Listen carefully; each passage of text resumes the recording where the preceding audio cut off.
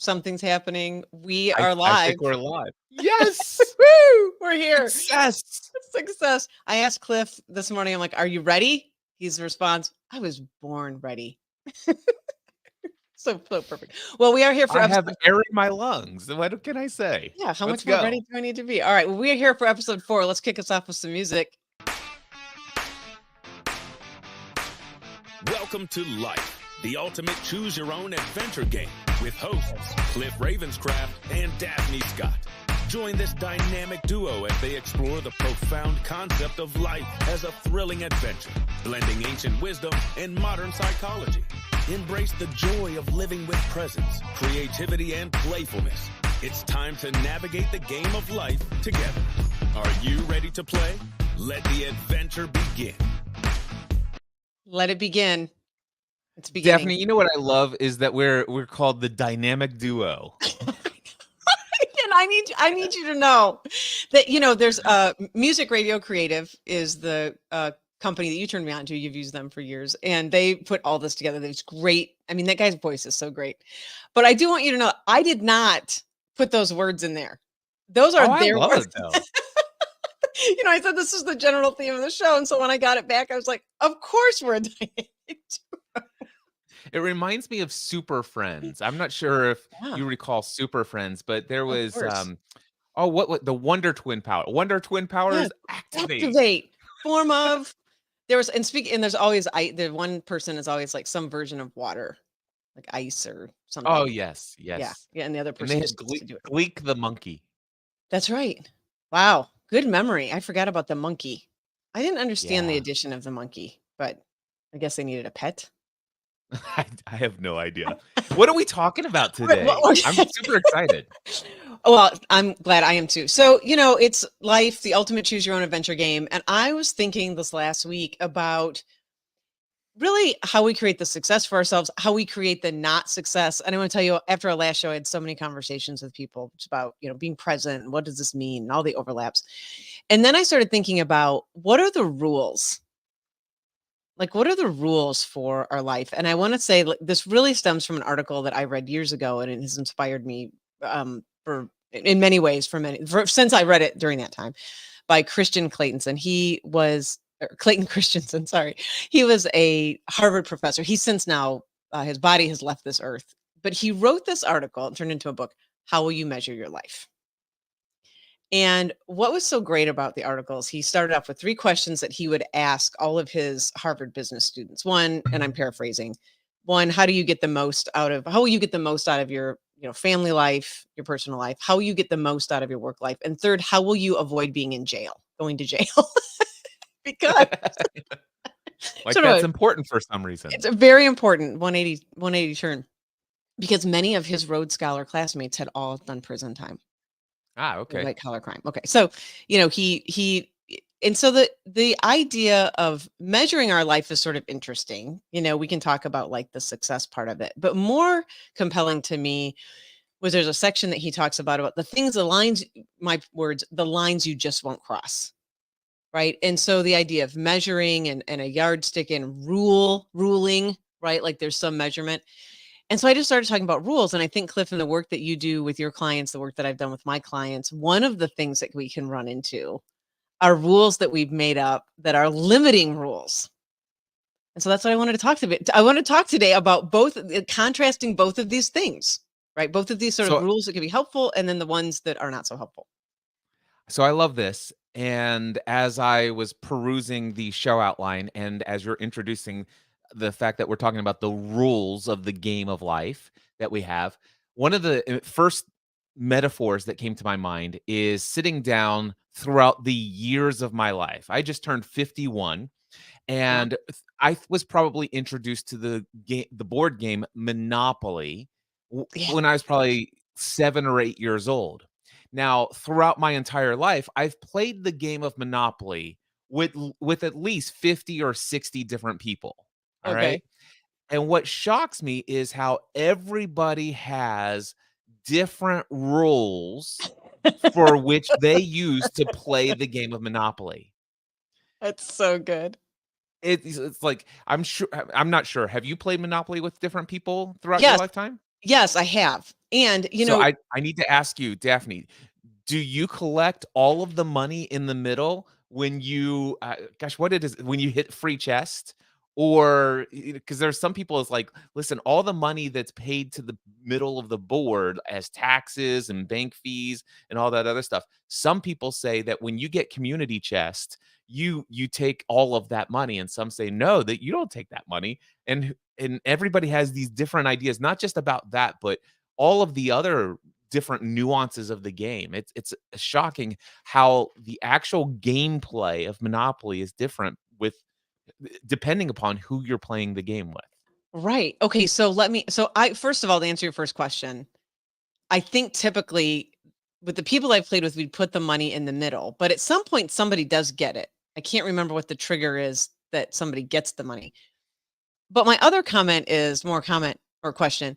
Do you feel that the rules are different because people are interpreting them different, or because we just don't take the time to read them? So the answer is yes and yes. And in different aspects, different areas. Now, I think probably at some point maybe somebody did read the rules. All Probably. right. And maybe there was a misinterpretation of the rule, or maybe there was just a rule that was forgotten. But I think in most cases, the game of Monopoly, as with the game of life, is Yeah. something that most of us are familiar with. And we've played it for so long that we just assume there's no need to go back to the rules and read what they actually are, why they're there, thinking about who came up with the rules in the first place, why were they incorporated. But instead, and there were many, by the way, I am absolutely convinced I've played with a number of people who have never read the rules. You wanna know why? Right. Because they played with somebody who taught them the rules, and those people had been playing with people, and their earliest experience of Monopoly is that they were taught by somebody who read the rules, who was taught by somebody who read the rules, and and so it's kind of like that little game that you played in elementary school where you whisper a phrase into Yeah. your friend's The ear, telephone game. the telephone game, and it goes all the way back, and it's a completely different phrase by the time it reaches the full circle. And Totally. I think that that's what's going on with the game of Monopoly, and I think it's what's going on with the game of life. I don't know that I could have come up with a better metaphor than you just did right there. I mean, and I think that's exactly right. And so would you say that you're this is how I was thinking about my own life too. I was asking myself this question. Would you say that you are a rule reader, not follower? I think that's a different sort of part of the conversation we're going to have today. But are you a rule reader, or are you somebody teach me and I just do sort of what they said, or how do you sort of land? Prior to reading the book The Four Agreements by Don Miguel Ruiz for the very first time, Yeah. Great book. I was a rule reader and I was a rule follower. Okay. Okay. Stay within the guidelines. Now, Okay. today, I recognize that every rule was just made up by somebody. Right. Right. And even before then, I say that I was a rule follower, but it depended on what the rule was. And if Because it works there's for my life or not. that's exactly right. Was it convenient If for me? was it convenient? Was it an impedance from what I wanted to create in this world? And so there are a number of times, regardless of the fact that I knew the rule, I knew what the guidelines are. Yeah. I still, even before reading that book, but that book confirmed that this is the right way for me to live anyway. But before I lived by this philosophy, it's easier to ask for forgiveness than to seek permission. Oh, man. So that was so that was one of so that was that one of your big rules, or it still is one of your big rules? I'd say that no, it's no longer actually, I don't think it's my rule anymore because I don't only feel the need to ask for permission, nor do I feel the need to ask for forgiveness. So Yeah. I'm completely free of most rules today. Most of it. Right. And okay, so this is perfect. I mean, I would agree with that. And I think, well, before we get to the next stage of this, and I do think that words are important, how I'm defining the idea of rule. right, Yeah, you're really thinking matters. of it as measure, and I think that is so unique because I would have never thought of that. I think Yeah. of rule as law, as Yes. guidance, as governance. Yes, and that is a reframe that I wanted to do on the word words matter. They create worlds. I think if we don't have some, um, if we don't know how we're defining things, then we don't know what we're talking about, right? And so exactly what you just said, like rule to you, how you would think of it, and I think how most people would think of it is like a law, right? Like either it is or it isn't. It's a very binary sort of thing. Either you're doing this or you're not. I definitely think of it as more of a measure. Like how am I Yeah, measuring the whole thing? I love that. And what if we didn't even have the context of this conversation and all we said is today we're going to talk about rulers? Yes. And you would have been thinking of a ruler that you would pull out and measure something, and I would have been thinking of like some king or dictator. Oh my gosh, that's so good too. I didn't think about like the dictator, which would fit Yeah. into the law. Yeah, which would fit into the law thing. Yeah, so good. Okay, so there's a place I want to go, but we're not going to go into the conversation just yet. I'm going to take us there. In the meantime, though, I think getting back to sort of what how we relate to the idea of like are we following these quote rules, and I think that's one of the big parts when we work with clients too, and I think we see this in business, I think we see it in life, we see it everywhere, is sort of what did you discover, and I'll share a little bit of my story too, but what did you discover so far in your did you say you're turning 51? I just turned 51. Yeah. Okay, I'm 53, I'll be 54 this year. And you're 51 and my soon to be, well, not so soon, it's not till November, 54 years. Wait, did you just have a birthday? I You're did having this a birthday. past weekend. Oh, happy Saturday. birthday. Saturday. Well, Happy thank you. birthday. Oh my goodness. So, I oh, that's so great. So, what have you discovered that were some of the limiting, I'm going to call them limiting rules. We could use the word belief in this phrase, I think, in the statement, but what were some of the limiting rules sort of that you discovered that were like, yeah, that was helpful, but then it became not helpful? Well, actually, most of my rules that I had were not helpful. Okay. So I'd love to. This is not in your outline, but I'd love to introduce something that I picked up through Date with Destiny with Tony Robbins, Yeah. Do and whatever you he want. he talked about this framework for helping you create lasting change in your life. He talks about the fact that you can shift your emotional state in any given moment by changing your focus, your physiology, your focus, and then what meaning you assign to what you focus on. He says if you want to change your emotional state in any given moment, moment to moment, you can do that intentionally. But if you want to shift your emotional state to where you don't get triggered into the stuff you'd not like that you'd prefer not to get triggered into, there's something that you have to do. There's a shift you need to make that will give you lasting change. And Mm, that is you have to know what your values are and what your rules are to reach those values. yeah. All right. So one of the things that he does is it's called the moving towards and moving away values assessment. And for the purpose of this exercise, he describes that values are emotional states that you either want to experience or you want to avoid. That's right. So there is means and then there's the ends. So for example, a lot of people say what's your highest value? Family. Well, family is a means to the end.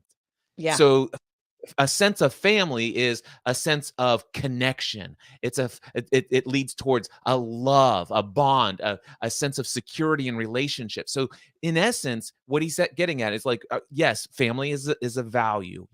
Work ethic is a value, but all of those are leading towards emotional states that you're going after. So what he did, he says, okay, what are all of the emotional states that you find most important for you to experience, and list them out. And then what are all of the emotional states that are most important for you to avoid feeling? And then Right. you prioritize all of those. And then in your moving towards states that you want, he asks a question once you have them prioritized. Okay, let's just say financial security is one of your highest value emotional state. I want financial security. Then the question is, what has to happen for you to feel financially secure? And you would write that down. And then the next question is, what else must happen for you to feel this? And you write it down. And you keep answering this question over and over again. Your subconscious mind doesn't give you anything else that has to happen. Yep. Now, you do this for all of those moving towards emotional states. Then, on the moving away from the things that you want to work to avoid, let's just say shame or guilt or depression. Depression would probably be Going to high up, jail. or going. Well, that's an action, but Action, yeah, not an emotional state. imprisonment or Yeah. lack of freedom. Freedom. So imprisonment, or whatever the opposite of that is, the opposite of freedom. So what would you do? What has to happen, or no, what could happen that would cause you to feel this negative emotion? And then the next question is not like the other one. It's not what else has to happen. It's what else could happen. Yeah. And if you follow through, and by the way, you might want to rewind a little bit, go back and ask all of those questions of yourself. But if you do this exercise, what happens is you have a list of rules for all the things you want to feel in life. Yes. And if any one of that entire list of what must happen is not met, you can't feel that thing you want to feel. Yeah. And it's like, wow, no wonder I never feel connected. No wonder I never feel free. No wonder I never feel love. No wonder. It's like I've got too many rules that must be met. And Yes. on the opposite side, the moving away is you've got this bullet point list of all of the things that could happen to cause you to feel that. And guess what? Only one of those rules needs to be triggered, and you're feeling it's like, no wonder my life is a mess. And I had so I did this exercise years ago, and I had 2 experiences doing that. One, I looked at all of the rules, things that must happen for me to experience something. And I thought, this is crazy. That was the first experience. Like, there's too many. The second and more profound, more profound part of the exercise for me was how many of these things that I was setting up in my mind were actually out of my control. Yes. And that was pretty Yes. profound. I really looked at it and I'm like, I cannot on my best day control, I must get this promotion. Well, good luck. I mean, it's okay for you to work towards it and do the things you want to do. But But if that's the outcome, yeah. the only outcome, man, good luck with that. Yeah. So I had a client who had connection and love right at the top of their list. Yeah. And number one, my wife must appreciate and share encouraging words. My wife must be physically interested in engaging in intercourse. My kids must appreciate and acknowledge my contributions. And I'm like, dude, where's your responsibility anywhere in this list to Yes. feel love and connection? Bingo. That's it. And so that was a real reframe, and this is kind of getting at the part of it. That was a real reframe moment for me of how many things I was outsourcing, right? Outsourcing to other people, outsourcing to the universe, outsourcing to the world for me to experience what I wanted to experience in my life, the emotions, right? Connection, whatever, love, joy. Joy is a big one for me. So, and freedom. So yeah, that's the value of that exercise. So I think do rewind if you're listening and do the exercise. Yes. And the great news, and by the way, I'm going to give you the whole $6,000 worth of value right here, Yeah, do because it. after you've done all of that, then actually go in and say, hey, this is what automatically came up for me. This is the prioritization. Number one, you can change your values. Yeah. Be Yes, you intentional. can. Yeah, you can. You can literally change them. You could remove some of the things that were on the original list and put new ones on. You can reprioritize all of them. And here's the next thing.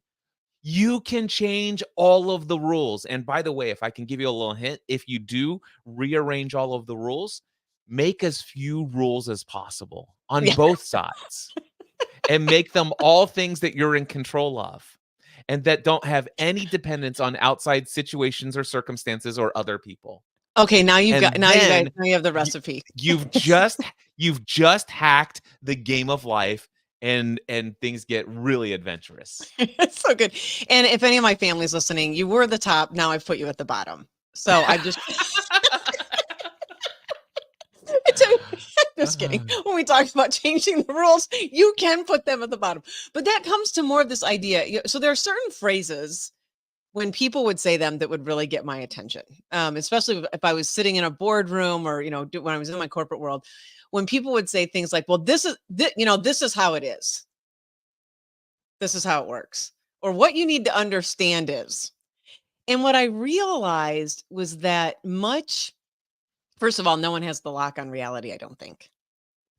I think I saw that in your outline, and you want to know the first phrase that came into mind as soon as I read that? Yeah. I believe that every person has the lock on their own reality. Yes, exactly. On their own reality. Absolutely. And that I appreciate. What I realized though, and it's odd to me that this keeps coming up, but I'm just going to keep going with it, is we want that sense of certainty again, right? And I think that's where some of these more what I would call constrictive ways of being or constrictive ways of believing or self-limiting beliefs, so on and so forth, these sort of rules, the law that we make up, where some of that comes from. I was thinking about my own life. So let's go back to when I was doing all the Tony Robbins exercise and looking at, how much I wanted to just feel certain, right? That if X happened, it meant Y would occur. And that would give me a sense of certainty, right? If I get the exact job that I want, it would mean that I would be fulfilled in my work for the rest of my life. And so there was just this, I was trying to put the pieces together on what it was about wanting to believe X leads to Y and outsourcing that elsewhere. And I thought, it's just wanting a sense of certainty. So when I hear those phrases, and you're right, everyone does have their own lock on their own reality, which is perfect. And that's what keeps it, that's the adventure, I think. And also when we're wanting to put that onto other people, like if I keep telling you my rules, Cliff, and like, if you're not right, and convincing you of my rules and my reality and saying that the only way we're going to be able to hang out together is if you buy into my reality over here, then that starts to become quite a limiting factor for us because it is outsourcing my experience of my own emotion and my own feeling onto you. So I came and I think that sort of that phrasing has always caught my attention and I couldn't figure out exactly why. So yeah. As you're saying that, I want to say that there have been many times throughout my life, or much of my life, where I played the game of life through a certain set of rules that I absolutely believe to be certain to be true. Yep. And quite frankly, I would only do life with other people who played the game of life according to the same rules that I had. Yeah. It was easier at the time, I felt it was easier to interface and it gave me a lot of consistency and it gave me a lot of validation and all sorts of other things that, it's like, hey, this is a place, this is a community of people that I know that will be accepting of me. And so much, and what happened was this may seem to be an incredibly powerful thing. And I don't discount the value of having such community of like-minded people who have a lot of agreements. Sure. But my concern, what I found is too much of my own well-being emotionally was tied to other people's acceptance of my rules and stuff like that. And so much of my life was to remain like them. I'll give you a perfect example of this. When I left a lifetime of being an employee to become a full-time self-employed business owner in January 2008, I created a group of advisors and I put them into this Google group so that I could reach out to them and ask them for advice. These were all people that I knew who I felt could speak wisdom to me about some of the decisions that I was facing as this brand new entrepreneur business owner guy. And on this group was a bunch of people who had a lot of experience with business. Only 2 or 3 of them were entrepreneurs. The rest of them were employees. Okay. And this one time I reached out to the group and I said, listen, guys, things are really tight financially. Things are moving in the right direction, but it's really tight. I have this guilty thing. I feel so ashamed about this, but I'm wondering, and it's been suggested that maybe I should apply for food stamps to help put food on the table while things are really lean here in 2008.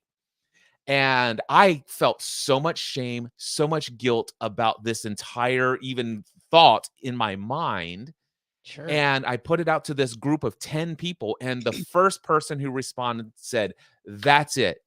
Cliff, it is time for you to give up on this. I was truly supportive of everything, but this crosses the line of irresponsibility. I Oh, can no longer encourage you to pursue this path when you are putting your family's health and well-being at risk. By all means, you need to go get your job back as an insurance agent." And I'm like, "Oh my gosh, that confirms every fear, every doubt, everything." And of course, I'm going to give into the pressure and the non-acceptance of anybody against the way their rules. yeah. However, thankfully, I had 9 other people on this list. All 9 of them suggested that the first thing that I do is to eliminate that person from the group. And then the second thing is to go apply for food stamps to put food on the table. Now that's funny. But I share that story It's a great story. authentically to tell you that, wow, I mean, it's so important. If you want to step outside of what other people believe are acceptable and stuff like this, that carries a lot of weight. And I Yeah. had the same rules that guy that says, "Cliff, this is enough." He was operating in life much under the same exact rules that I was. Right. Right. And if he was the only person I sought out, or other people who would have had those similar rules. But thankfully, I put a diverse group of people in here, a lot of people who see things from a lot of different perspectives. And sure, and I mean, I grew up. My first years of life was in government housing. That's the background that I grew up Wow. in. Yeah. So I had a lot of negative stuff. It's like, listen, no, this is not the world. If you are living off of the government, you're taking advantage of a system and all this. And I love that the advice that I got, the Cliff, dude, if you only knew how profitable and how successful financially your business will ultimately become. And Yep. there will be a day where you will pay more in taxes on one paycheck than any benefits you'll get from this system for as long as you're on it. And that has absolutely been the case. Right. Man, that is, I mean, you basically, it's all, I mean, it's just, the universe is so great, right? Like you sought out this group of people, and you made sure unconsciously there's one person there to reaffirm your old rules. Right? Again, certainty, like, oh, this is the belief I have. And it was still lurking around in there. And thank goodness, to your point about different people, different beliefs, different people who have a different way of seeing the world. Thank goodness. I had a friend of mine reach out to me about, she wanted to take on this, really starting to build like her real estate, right? Should I do this? Should I buy this house? Should I rent this condo? Should I, all these things? And I'm like, look, this is some practice I've put in place a long time ago. And then I found out it's sort of a real stoic, practice from the Stoics. But it's like, let's play out worst case scenario here.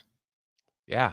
Right? Like, let's run it. Let's run the whole thread. Like, what's the worst case scenario? You sell everything and you move back in with your mom, it's like your worst case scenario. This is an educated person. Well, she'll never have a problem working, but it just, we can run into these sort of rules. We can find people to affirm those rules for us, and surrounding ourselves with people. I think people who have also walked the path that we're wanting to walk. I have certainly had those people in my life. That was one of the biggest game-changing moments in my life, was meeting a person, my dear friend Jim, who I knew it when I saw it, and it changed the rest of my life. When I was 30 years old. So it was just these sort of moments of surrounding ourselves with people who don't necessarily play by the rules that we have played by previously. Right. Yes. So it was a great story. So I wanted to come back to something you said, which is really about, do our rules change in our life? Right? Do we make changes to the rules in our life? You gave, I think, a really good description of one way that you did that there. And it fits in a little bit, I think, with what you said about the values of our life too. I would imagine as we're, I can absolutely say the things that I value now in my life were not the same things that I valued when I was in my 20s. Thank goodness. and probably and probably some of the things that I was trying to think of, what are the things that I still value now that I also valued then. And I absolutely connection with my friends, connection with family, being of service in the world. Those themes have been true my whole life. So, that has played itself out. But I was curious, what rules would you say are different for you now? And I know you've had several that you just described too, but what rules do you say, or maybe more values would you say have shifted for you and therefore the rules became different? Yeah, so for me, the the ones that shifted the most is certainty. Like certainty Yeah, was such a good a one. big driver for me for so much of my life, and also significance has been a driver for me for my life. So Mm, I would say prior to 2015, it was very intentional. Actually, it was 2016. So prior to 2015, 2016, somewhere around there, I was a certainty and significance driven person. yeah. And everything that I wanted in life, it was all about, hey, what do I have to do to make sure that financially things are going to be taken care of, that there's always going to be money flowing in, or whatever the case may be, or that there's enough people in this world who know, like, and trust me, that have been impressed by who I am, that they will say good things about me and avoid saying negative things about me. Because if they say good things about me, it means that there's probably going to lead to more financial certainty in the future with my reputation, versus if somebody says things negatively, it could damage. So certainty was certainly number one, but significance seemed to be the supporting thing. That's so good. And so much of my life was all about, number one, trying to be significant in the eyes of others Yeah.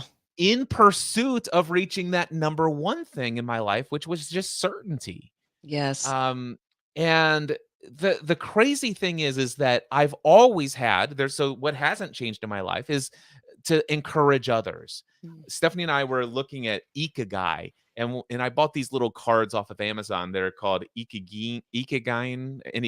Okay. Anyway, it's a Japanese art, and one of the cards says, "Hey, what is your verb?" And my verb is encourage. My Yeah. verb, my I came to this world to fill in the blank, and my verb is encourage. And that's always been at my heart. However, the number of times where I have misappropriated in many ways my number one gift and contribution to the world, while I've always been driven to encourage, I'm just thinking of how many times I've used my gift that I have for the world to encourage in trying to manipulate others to think of me as being a significant person so that I can have certainty. Yes. And what's happened since then is that I mean, don't get me wrong, certainty is still on my list of values that I wanna move towards, Sure. but it is the final one on the list of, like, 7 or 8. And significance is no longer on my list at all that Yeah. I want to move towards, because I it's just significance is a part of my being. It's the essence of my identity, and I don't have to get that from anyone else out there. And the same much is true is from certainty. But what this has done, what this has allowed me to do, is to truly live in the essence of my verb, which is encouragement. And it's no longer trying to impress people. I'm not encouraging you to impress you. I'm not encouraging you so that you'll think better about me, so that you'll think about hiring me or referring somebody to me. I'm just here to encourage because it's the essence of my being. Yeah. Yeah, that's so good. Okay, so this is sort of getting into a little bit of what I wanted to talk about too, because when we talk about, and we'll come back to rules as a measurement here in a second, but I want to stick with the kind of law idea just for a minute because it's just a different lens to look at.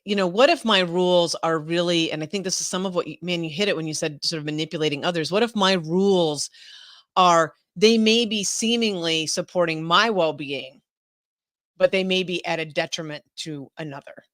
And when you talked about how you can use your ability for encouragement or encouraging others, I was thinking about my verb probably now would be playing, like playing, seeing life more through that lens.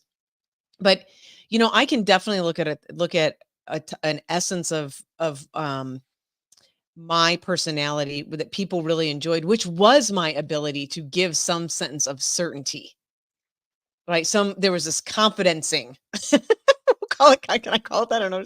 But this confidence that I had. And so, but I can see how that could really step over other people's contributions at times, and ability for more collaboration, right? When my Yeah. voice is the loudest one in the room and I'm taking the focus, and I learned so much through theater about that, but in improv, but how that could become more of, and in the quest for, by the way, of significance, in the quest for, feeling as though I was accomplishing something or achieving something greater than somebody else, because I needed that. I needed that to feel good about, what was going on over here on planet Daphne. So, what if our rules are impacting the well-being of others? Like, how do you square that? What do you think, when you mentioned just manipulating others? Because this is something that I thought about when I was putting this together and defining the idea of rules.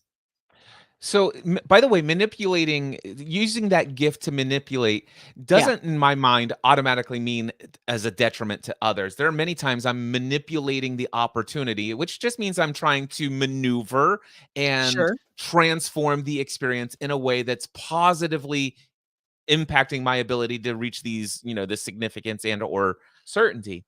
And Yeah, in many ways, not only is it not a detriment, many times it may seem to benefit others, that we have this whole economic, if you will, scenario playing out between us. yeah, You work with me in my relationship to get your needs met, and I work with you to get my needs met, and all of this other stuff.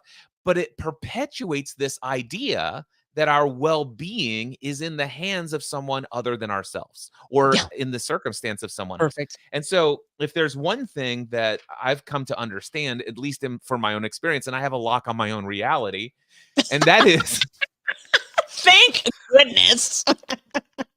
in my world, I'm too busy with mine over I here to worry about yours, honestly. Got my hands full over here.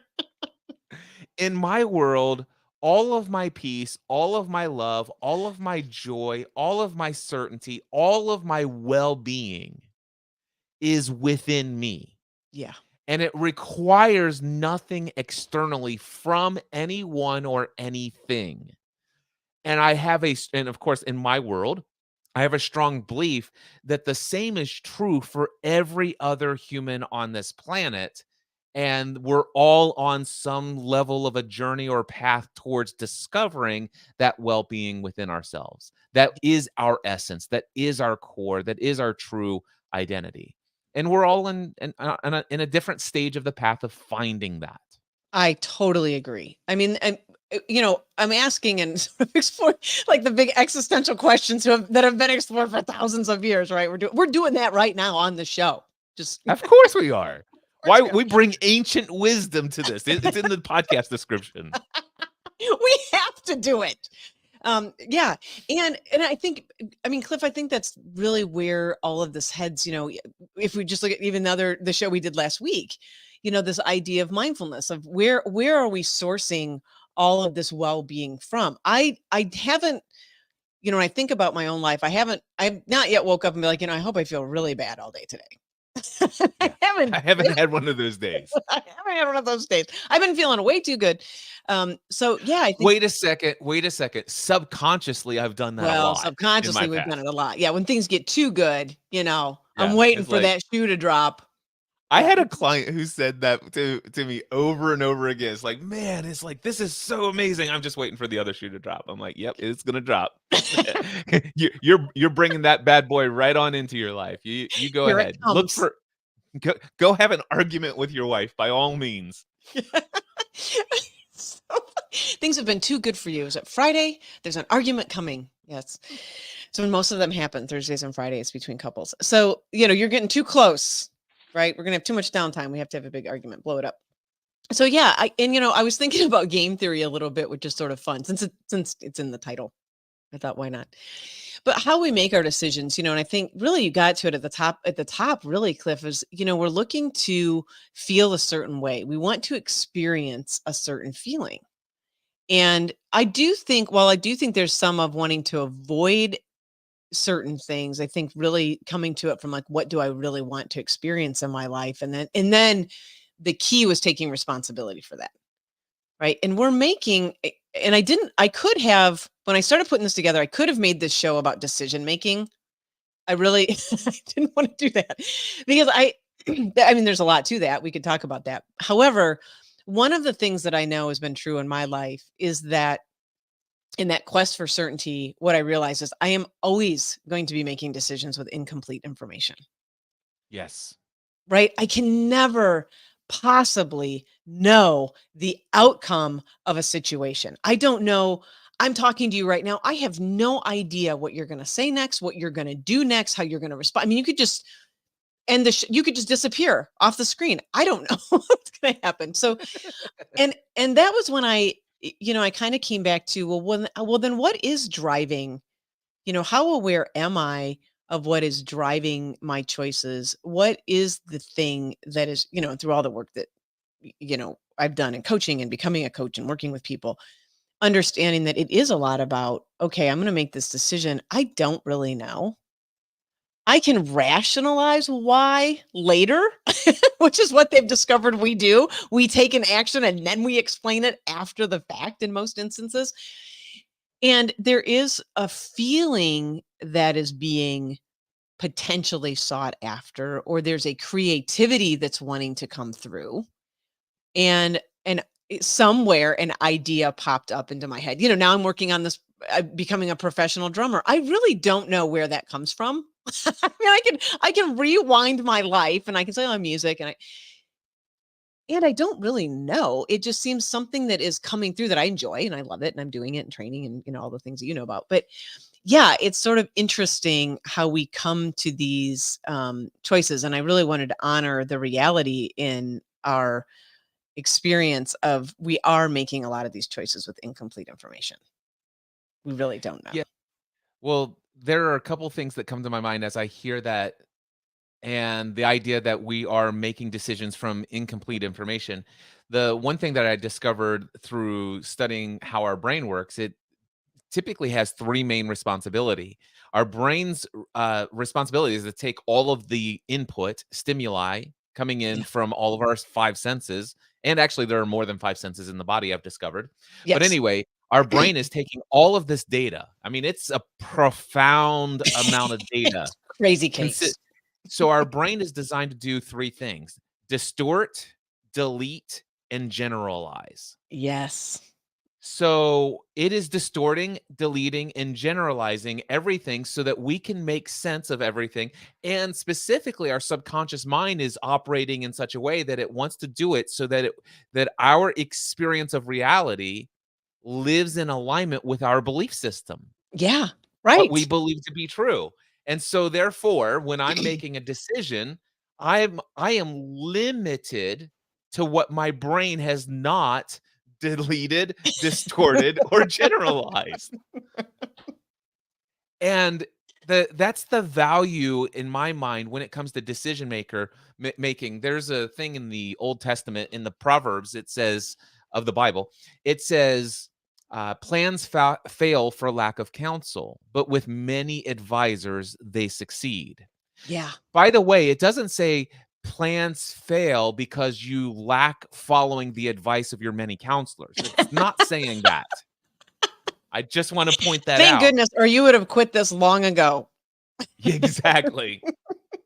So, but what is valuable is when you're facing a decision, when I'm facing a decision, I am going to be limited to my own beliefs about what's possible, Yeah. about what's going to happen with pattern recognition of all the things I've experienced or witnessed or read about, heard talked about, been told by others. I have all of this stuff that I am making this decision based upon. But as soon as I go to one more person or a larger group of people and share with them what my decision that I'm facing is, and I begin either sharing what my perspective is, and they're like, "Oh, no, have you thought about this?" They begin to open me up to more insight, more information. Now, the thing is there's an infinite amount of information out there. So Yeah. when even if I went to 20 people and saw everyone's wisdom and advice, and I had many councils, and we met together, for hours a week for 30 weeks straight, I'm still going to have to at some point make a decision on limited information. Yeah. But at Yes. least it's beyond the scope of what I've gathered, and that's always gonna be the more information I can process, the better. But at the same time, and I know this is not a podcast episode on decision making, at some point, you just need to make a decision. Yeah. You Yeah. just you can't let this thing go on forever. So, it's like, just do it. Let's do it. Let's do it. To quote the slogan of some company. Yeah, you do need to. And, and I want to rewind just a little bit, because what you're talking about is that perspective, acknowledging that we do have our own lock on our own reality, and that there are other perspectives, and we can, get our trusted group of advisors, whoever those people are, that can see the world a little bit differently and ask for input to see our blind spots. One of the things that I'm going through with this drumming stuff that I'm working on is we have to video ourselves. I've never videoed myself playing the drum ever. Like, I think I'm doing okay. And it's been eye-opening from from a technique perspective, and I have these brilliant instructors who have, made their life's work playing the drums and doing music. And, they can watch this and they're like, oh, consider this. Don't move your foot like this, or in this spot, move your foot this way, but not this way, and it's eye-opening, because I had no idea what I was doing. Again, and what I mean by that is I was doing it in such a way that it maybe wasn't as efficient as I could have been. Right. So I was Right. playing the music and I was doing, but it wasn't efficient because I couldn't see it. So that was very, very eye-opening. So yeah, getting that feedback and input from others can be life-changing. And still recognizing it's going to be incomplete. I'm not going to do it with complete information. So we talked Right. about the And well-being. the great news is that when you make a decision, you're gonna take action, and Yes. then you're gonna get results, and guess what you get? More information. And then you can make decisions, and that's the big adventure for sure. All right. So Yes. I thought in this whole quest, and I want to come back to rule as a measurement. Right? How will we measure our life? What's our yardstick? What's our ruler look like? And as I thought about this, Cliff, I thought about something you really turned me on to, which is the optimal system for living. Yes. Because I thought, The results you're getting are perfect for the perfect system you system. have created. Exactly. They're perfect for the system you created. So I thought this could be a very, and we talked about the Tony Robbins work, but I thought this would be a very actionable thing that, if you're listening to us, you can do today. I've done it. And by the way, and I have redone it, and I've done it, and I've redone it, and I've done it, redone it ever since we worked on this together. So it's beautiful.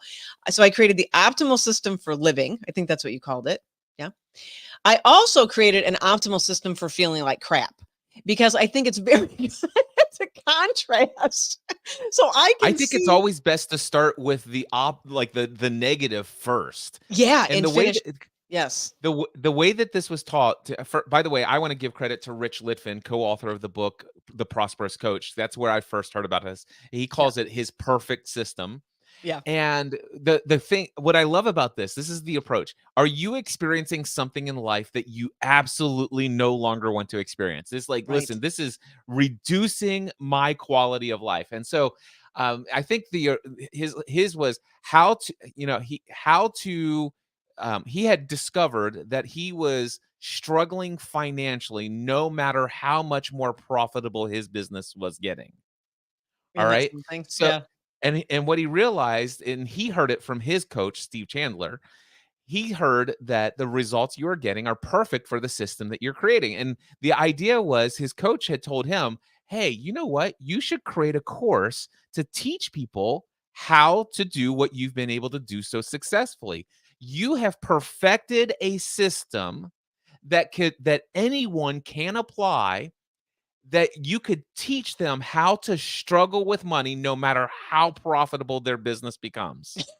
And so people could buy that course from you, download all of the modules where you would teach it, and by the end, they too can It's struggle so with money good. no matter how profitable their business is.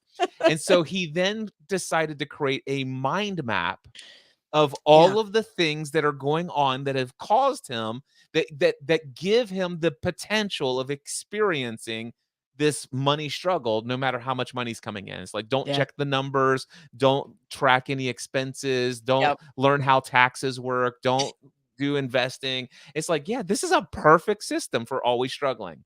And Yes. then the idea is to create the opposite of that system.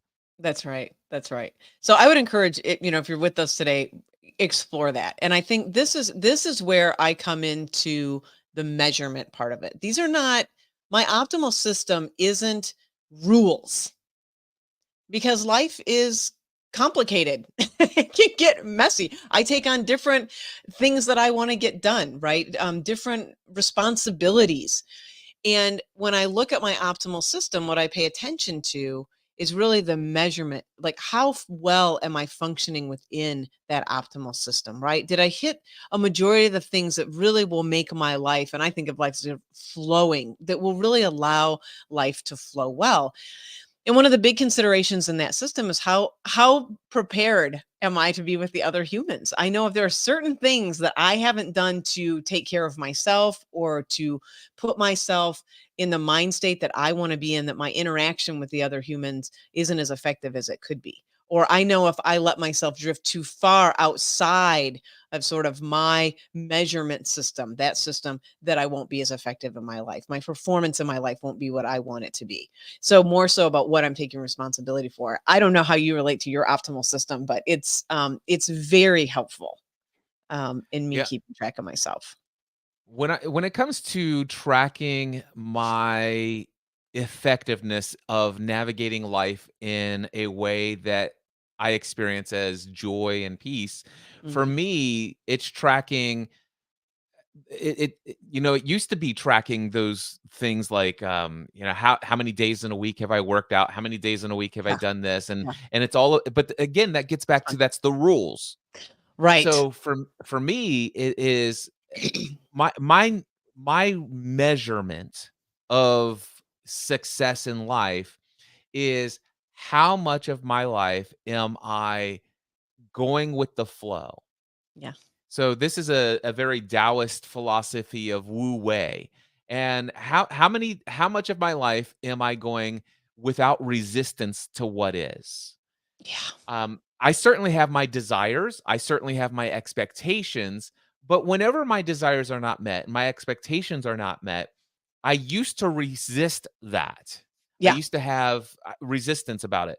And today I'm like, "Oh, okay, well and don't get me wrong, there are times when it takes a little bit of an adjustment period, but for me, measurement Mm. of life is how much of my life am I actually experiencing the present moment? Mhm. And how much of my life am I free from all of the rules? How much of my life am I free from the accounting that I've done in the past of what's right and what's wrong and what's all these other things? How much of my life am I in the moment experiencing what is right now and then looking for what does this make possible? And so for me, the measurement and the rule of life for me is how much time and how consistent can I be? How frequent am I living in the moment versus and the opposite? And I have no the actually there's one other rule is how much of my life rule measurement. So Yeah. Yeah. measurement. Measurement. How much of my life can I be without judgment, Yeah. without criticism, and without complaining? That's so I good. Look, know that I'm living a great life if I'm not judging, if I'm not criticizing, and if I'm not complaining. yeah. And you're using a phrase that, okay, so you just bent the whole thing, right? You're talking now how much. Right, and so Yes. from right, how much? Like, how much of my life, how much of my experience is this, right? And what's the experience like when how the experience when we're judging, blaming, and complaining is very different than when we're not doing those things, right? Um, Yeah. and again, the judging, blaming, and complaining, just to give a minute to that, I'm wanting to give a breath to that because it is a way that we find certainty. When I can judge, blame, and complain, I feel very right.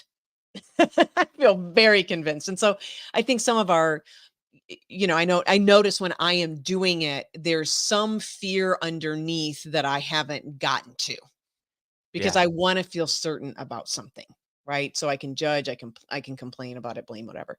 So just to give some honor to that. And the experience that I have if I'm doing that versus not doing that and doing something else, which is appreciating, understanding, right? Curiosity, all these other things I can tap into, Yes. part of my optimal system, right? That I can tap into to allow myself to feel more expansive versus that constriction that comes when we're doing that. So, yeah, I mean, how much of my life is feeling that way? How much of my life is living that way? And I think that's the advantage of rule measurement and really what I took away from that article way Yeah. back many years ago when I read it, right? And how are we doing that? So creating the optimal system for living. Yes.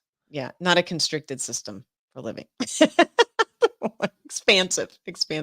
But I thought, I was gonna end the show with a quote, but I actually thought, for you joining us today, I would love to hear people's like some of their favorite quotes about rules if they want to share them with us. I think that'd be really fun. So And I'd love, where can they email you, Daphne, to send yeah, those to you? yeah, send them to Daphne at daphne-scott.com. Just send them I my love way, it. and I think I'll read some of them on our next show or something, I don't know. We'll do something with That'd them. be great. I'd love Yeah. that. Yeah, I think it'd be fun, but I love to hear people's thoughts on rules, or send us thoughts on whatever, I don't care. You might have thoughts on other things, that'd be great too, we'd love it. So great, yeah, one for thriving, a system for thriving, and a system to feel not so thriving, but start with the not so thriving one first. Yeah. Yeah, I had experienced some weight gain during COVID, and I woke up one morning and I got on the scale and I'm like, okay, something's going on here. yeah. And I'm like, oh, okay, wait a second. I have created a perfect system for gaining weight. And I'm like, okay, here's what I noticed that has been a, a habitual pattern for me in each of these different areas. And I'm like, Good. yep, that getting on the scale is that is the perfect result each day Isn't as a it? result of the system that I had created. And an immediate lovely feedback tool, right? Shows us Yes, our blind it spots, is. right? It's like real time, real time. Well, Cliff, I don't know. I think we'll wrap up the show. I Excellent. know, Well, for the episode, not the show. sorry, yeah, the episode, not the show. We're going to keep doing the show as far as we can tell. So keep joining us as far as we can tell. But we are going to wrap up the episode. I do want to give just a toss for people interested to check out you have many shows, but Yes. but specifically the Mindset Answer Man podcast with Cliff Ravens. Also known as the Cliff Ravenscraft Show. You can find it at thecliffravenscraftshow.com, or just look up Cliff Ravenscraft in your favorite podcast directory. It is also known as Mindset Answer Man. I do talk about all things Yeah. mindset, and yeah, would love to have you check it And out. business too. I mean, I think that's the And lovely business thing. strategy. Yeah, and business strategy. So I wanted to give a moment to that. I did post an article also on LinkedIn that people can find about what to do, when you're feeling a bit overwhelmed by your stuff, by the many things, which I can still do to myself from time to time. So I shared that as well, but you can find that. All right, we're going to wrap up the show. I hope you enjoyed this podcast. Make your best moves as you play this game of life. And you can find us at cliffravenscraft.com and also daphne-scott.com. We'd love to hear from you and share your comments and things on the show. So don't hesitate to reach out to us anytime. And go live life by your own set of rules. Perfectly said. We'll see you all next week.